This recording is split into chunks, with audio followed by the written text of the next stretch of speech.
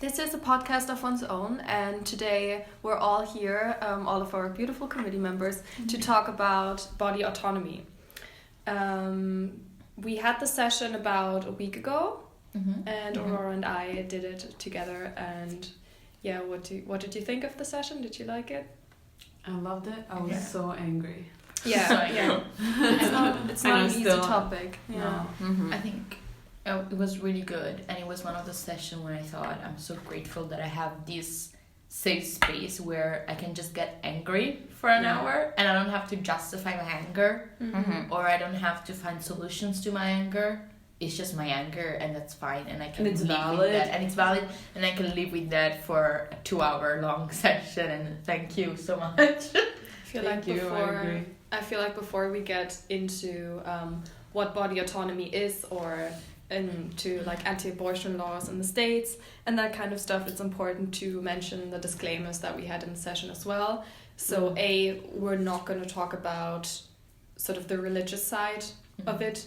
We're literally going to talk about like the law and the rights people with a uterus have to their own bodies. And the other one was that even though we talk quite a lot about like women and like the female body, we're also well aware of the fact that not everyone who has a uterus and whose sort of issue this is identifies as a woman. So obviously it also includes non-binary people and trans men. So yeah, just to put it out there, because sometimes, you know, when you talk about something, you just say woman or women, but that always has to be in the back of her head. And I think you pointed out in the session, it's also like legislative language, like policy language. Yeah. So if we do mention any laws and policies, that's probably going to have the word woman. Yeah, because they're taken. Law is extremely binary. With regards to the law, every person who has a uterus is referred to as a woman. So it's completely ignorant of any anything that's not non-binary. Let's maybe, for those people who weren't at the session or who are not really familiar with the concept of body autonomy, I'm just gonna give you a quick definition. So bodily autonomy is defined as the right to basically decide what happens to your own body without external influence or coercion. It's considered a human right, and it relates to the concept of affirmative consent, which requires full and eager participation in any sort of encounter, whether that might be sexual or not. It's central to the formation of laws regarding privacy, abortion, medical treatment, homosexuality, and education. But in the session, and I think for now as well, we're going to focus on abortion and abortion laws and abortion bans, because otherwise that it would just we would be here for like 5 hours. For like 5 hours. And just to bring up the whole affirmative consent again, because I think some people still have because it's only been recently changed in the law, the model of like negative consent, which is no means no, and that's been replaced by affirmative consent. So that could be summed up by yes means yes. So there actually has to be it's not enough for you to not say anything. It's not like if there's not a no, that means yes.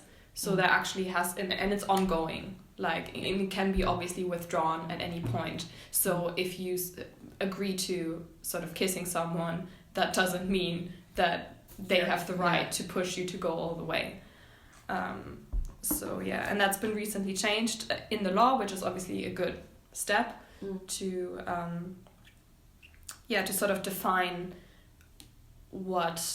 to define when it comes to a sexual encounter, what a consensual experience is and what is not. And any encounter. So you talked a bit about the abortion bans in the States in 2019. I think we're all still pretty aware what happened when they overturned Roe v. Wade in the States last year. So it depends. It's really dependent on the state. A lot of the states are unfortunately kind of aiming to overturn overthrow. What's the right term? Not overthrow, but like overturn the Roe and Wade. I don't remember the name of the Roe and Wade. Especially Alabama is known for like their very strict laws or policies now that they've like overturned it, as in any sort of abortion is illegal, and doctors agreeing to do an abortion that's illegal as well, so they will be jailed for it. So that's like the most extreme example in the US. But a lot of the states are trying to get around the policies of that and trying to get policies in that will either harm the woman or just anyone involved with abortion. So I mean, Roe and Wade was originally there, like made to confirm it confirmed the right of your own privacy and basically like bodily autonomy. But then especially since the last few years, they've just tried to like get that overturned again and get like less rights to women. It's just backtracking and going backwards. A lot of the states have put in a lot of like the what was it called, the heartbeat. Heartbeat law? No? It's not law, it's something like that, but it basically means abortion is bill or something. Yeah, I think it was the bill, which basically means abortion is fine until the child has a heartbeat, which is around week 6, where most women won't even know they're pregnant. So it kind of seems like it's just like a fake law. It's just like, oh yeah, no, abortion's legal, but actually it's not, because by the time a woman realizes she's pregnant, most of them will be over. Even if she knew that she was pregnant, weeks. Like I feel like the first point you would know is like 4 weeks in. Yeah, so you've got 2 weeks to your periods. decide. You have 2 weeks, and you may not even get an appointment that quickly. So like it's just really set up for failure. Like, especially if you look at like the amount of clinics that still do it just reduced a lot. So if there's like, there used to be, was it Alabama again? I'm not quite sure. But that specific state used to have like 48 clinics or something. I think it was Alabama, and has like 3 left. I mean, it's not legal at all there. So at this point. Yeah. But even if you have 3 clinics, even if it was legal, and they could say that in the state it's legal, but we don't have any clinics. Yeah, so what's the point? And some people, a lot of women just have to travel. And that's been the same in Ireland for a really long time. Like you have to go to extreme length to actually have an abortion, and maybe leave your state. Some people, especially young women or young people, don't have the means to go to another state, to travel to actually find a clinic who does the abortion, and it's time sensitive as well. Like even if even disregarding the fact that there's a time limit on having abortions in most places, like you don't want to go that much. Like if you know that you want an abortion, you can't wait for however long to save up money and go. You know what I mean? I was so surprised in the session you were talking about the UK laws and sort of the procedure of getting an abortion here, and I was kind of shocked by the fact that you had it was kind of this scrutinizing process. It was very you have to see 2 different doctors in order to get there. You have to sit down and have sort of a counseling session, almost like an evaluation of your psychological. Yeah, you have to confirm with 2 doctors that if you have the child, that's going to harm you mentally or physically, or it's going to harm your existing children mentally, physically. And it just seems like very demeaning. It's a very demeaning and patronizing process to go through 2 doctors, and then every single time the same thing, just to then get an appointment. To justify what happens to your body. It was just shocking to me, because I feel like it should just be a given that you should be able to decide whatever you want. Like even if you won't be, it's gonna affect everyone differently, having an abortion, or continuing a pregnancy, but that shouldn't even matter. You shouldn't have to justify getting an abortion with saying, oh, but my mental health is gonna go so down if I have a kid. It should be enough for me to just be like, I don't want to be a mother.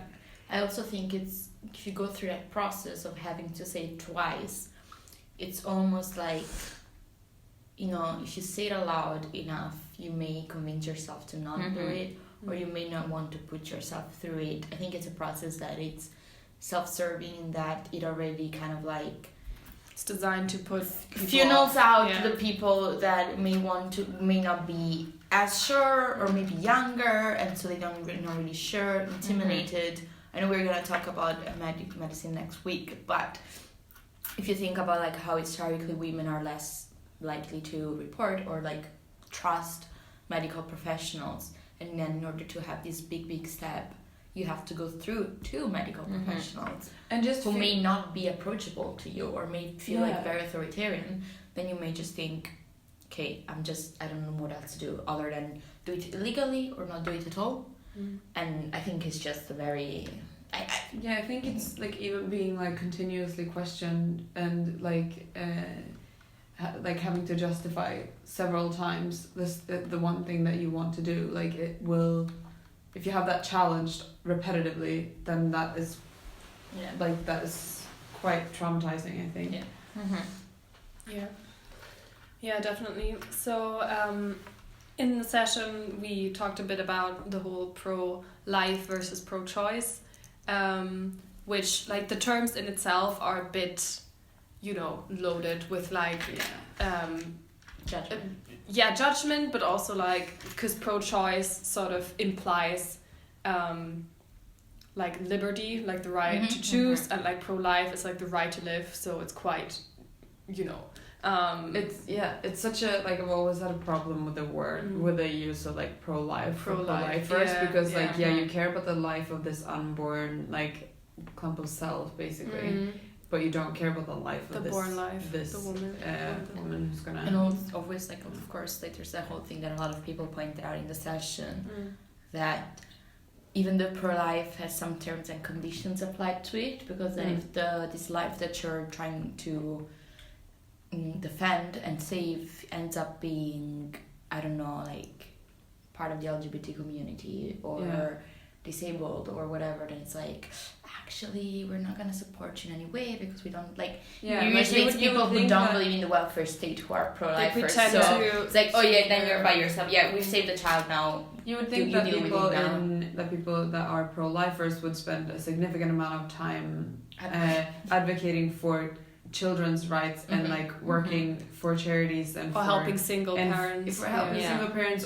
and foster kids and like foster families, but there's none of that. Like there's no overlap in people that are pro-lifers and taking like actual action to make it better for kids that don't have a good family life, I think it's very hypocritical. Like, I think that's what we were saying in the session as well. Why is the only way for you to care about life by restricting rights of women and people with a uterus? Like just make sure that the babies who are actually born are born into families who want them and who care, or support those who are already there. Like like you said, you can donate to like charities and organizations who support foster homes or single parents, or you can, I don't know, speak up against child abuse.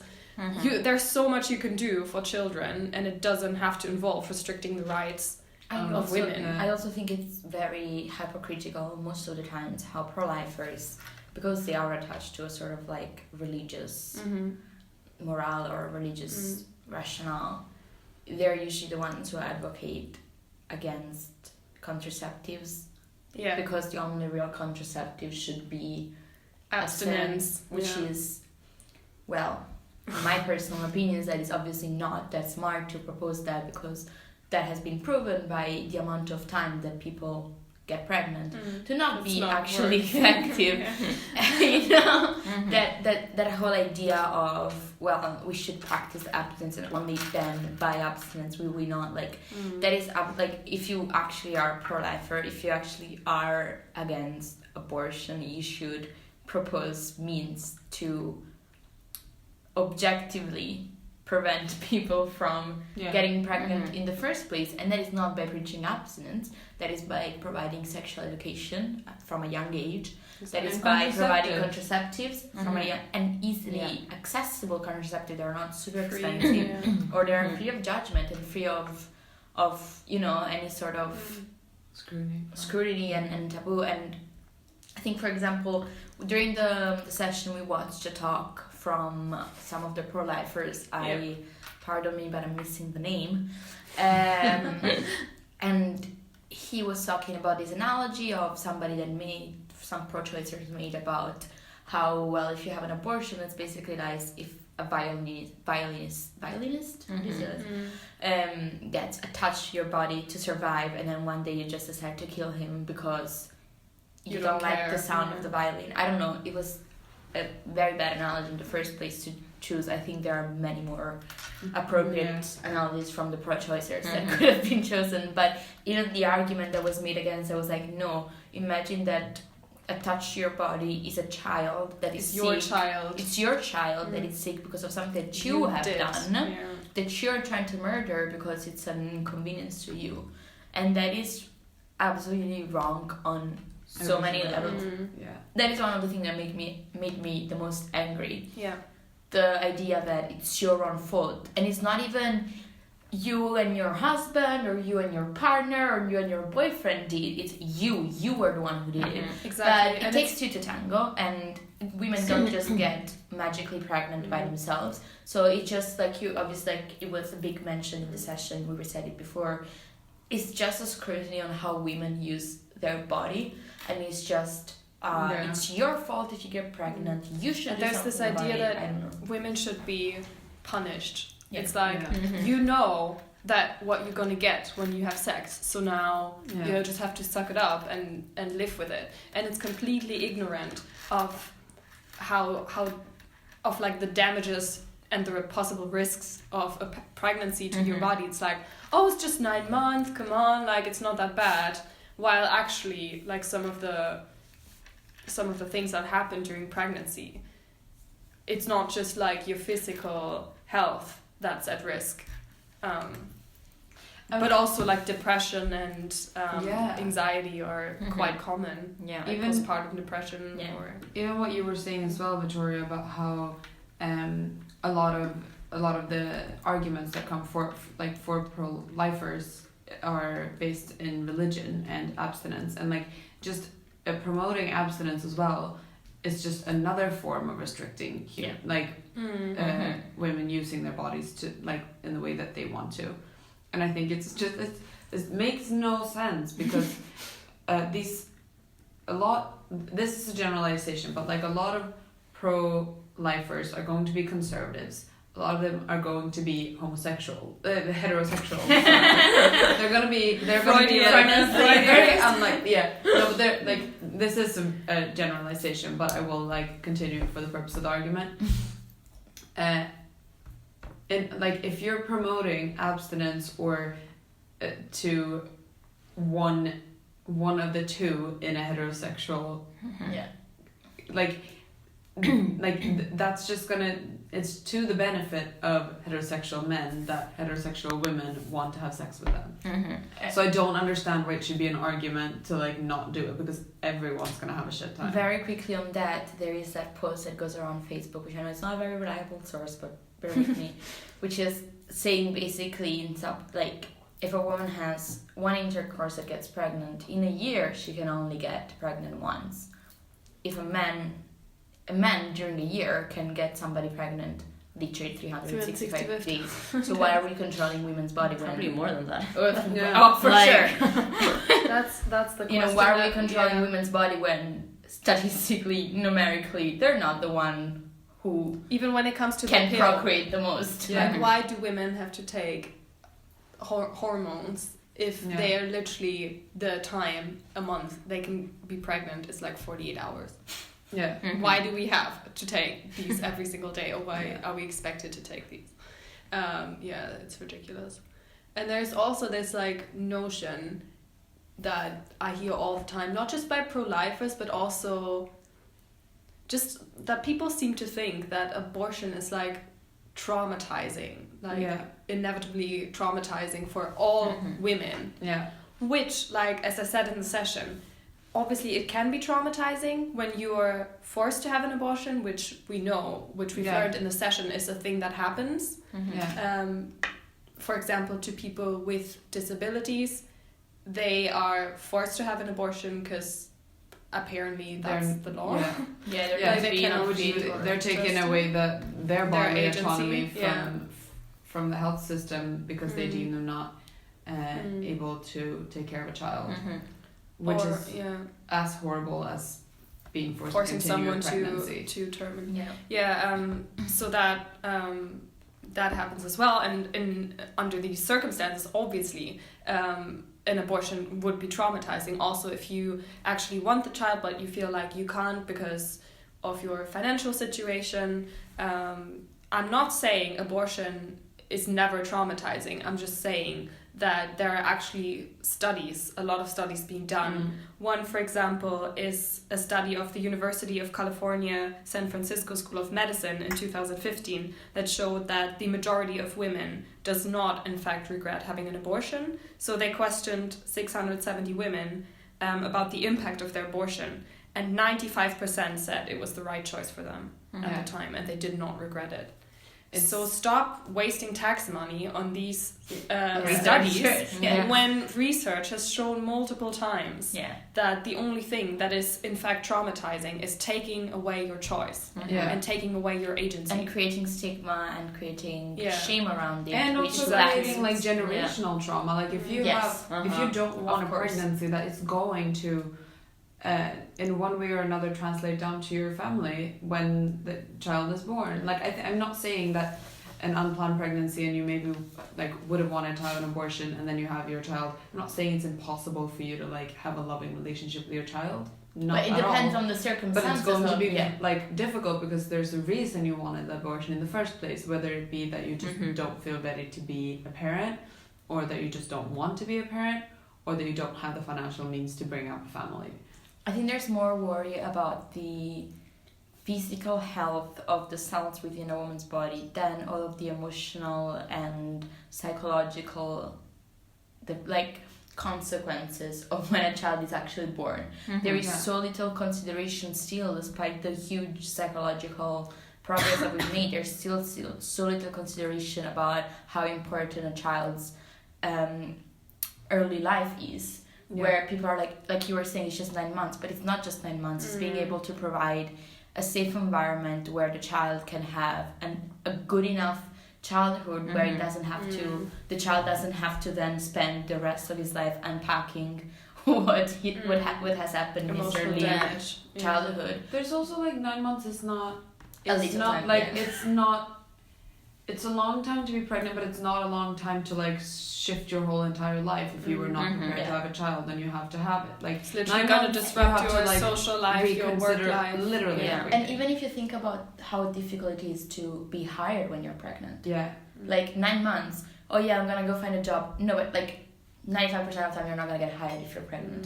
Because then for the business that means having to find a maternity, it's just complicated, right? So what for sure there's another problem that we should unpack in a different podcast. But it's not feasible. It's just, and also there's the fact of people are gonna get an abortion anyways, whether it's legal and safe or illegal and unsafe.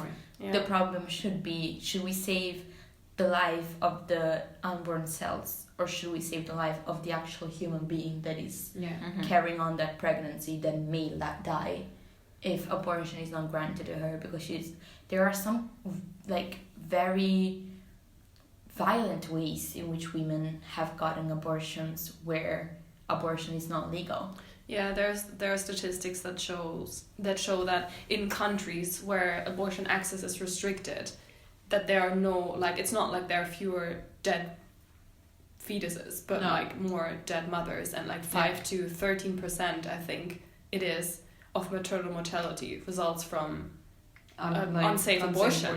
That's crazy. So, and they're terrible. Like I remember there was a big I can't remember what it was. There was a big amnesty campaign about it a few years ago as well, about lifting abortion bans. I think it was in several countries at the same time, and it was very powerful. It was like I remember being a part of it. We were campaigning with coat hangers because that is what they use, and that seems insane coming from a Western point of view, where we're like have access to like advanced healthcare, but it actually also happens in the like developed world. If you don't have access to it, the fact that you're gonna like unwire a coat hanger and literally I was just gonna say that it's not that far away. Like in Italy, I'm pretty sure abortion was banned. I want to say in the 70s, late 60s or early 70s, which is not that long ago. That's our mother's generation, maybe even. Yeah. Which means that this is one of those matters where it's not a matter of West or it's not a matter of developed countries. It's just a matter of apparently everybody wants to have a say on what a woman does with her body or, you know. But I think it's a very important point that you're making. Like the same amount of abortions are going to happen whether legal or not. For sure. It's just a matter of making them safe or unsafe. And I think being pro-life under those through that lens is literally just being okay with killing women. I mean that's harsh, but I think you understand what I mean. Yes, I agree. No, for sure. And like the entire with all of the abortion bans that last year in the States, it sends a very clear message, which is that a woman's consent doesn't matter. It doesn't matter in sexual encounters, as we can see in the current president of the United States, and it doesn't matter after a woman is pregnant. Your consent doesn't matter. Which is you could say like it's same sort of logic of entitlement and abuse as you see in rape. Because it's like your consent does not matter. We don't care. You're just gonna do what we tell you to do. It infuriates me so much. It's a very it's a sensitive topic, but also I think it's really important to talk about it because we do talk about consent a lot in during sessions or events that we're hosting with the Never Okay campaign that's going on at the moment. So but it doesn't stop there. Like it doesn't stop at an encounter in a club or whatever when a person says, no, I don't want to be touched, no, I don't want to drink, no, I don't want to talk to you. We have to think that has to be applied to everything. So if you then find out you're pregnant, you still need to consent to completing that pregnancy. Exactly. Like you have the right to say no, I want to not do this. I don't know, it's just infuriating how we're talking, like I feel like pro-lifers especially talk about when, like it's all about when life begins and whether it's at conception or not. And I'm not telling anyone to not believe that. Like if you want to think life begins at conception, you're entitled to do so, but don't use it as like an argument to punish strangers. Don't impose your beliefs on anyone else. And I think that's the most important part of pro-choice that people, or the pro-choice movement that people get wrong all the time, is that pro-choicers just all want abortion. But that's not true. There are many people in the pro-choice movement, and I am one of those who's like, I don't know if I would get an abortion. Same. Because of my personal beliefs, because of my background. But that doesn't mean that if a friend of mine comes up to me and is like, hey, this has happened, can you walk me to the abortion clinic? I'm not gonna go, no, why would you ever, like, that is not my place, that is not my job. I am not a moral judge on anybody. And that is the main thing that pro-choice advocates for is, of course, the freedom of choice, but the idea that women have the right to choose for themselves. They shouldn't be patronized or minimized or infantilized as people who don't have agency to make their own choices. And most importantly, people from the pro-choice movement just want those who can get pregnant to be safe. It just needs to be safe, in a safe environment, safe both emotionally, psychologically and medically. It needs to be safe. We need to protect lives that are actually being lived right now. I was thinking about that because we were talking about like how we would define life and whatnot. And for example, like in the US with a heartbeat bill or what it was called, at 6 weeks, saying that something is technically a live human, like a complete human when it has a heartbeat. Or even before that, all of that can be attributed to like whatever medical reasoning you want to apply to it or whatever religious reasoning you want to apply to it. But the fact of the matter is that this is my own personal opinion, but it's also quite True. Objective. Like most in most countries where abortions are legal, it's up until a certain point where it's usually around like when the cortex is developed of the fetus, so it actually has awareness, and it's developed enough to be able to survive outside of the womb. Yeah. And that can seem fair, but I would argue that even past that point,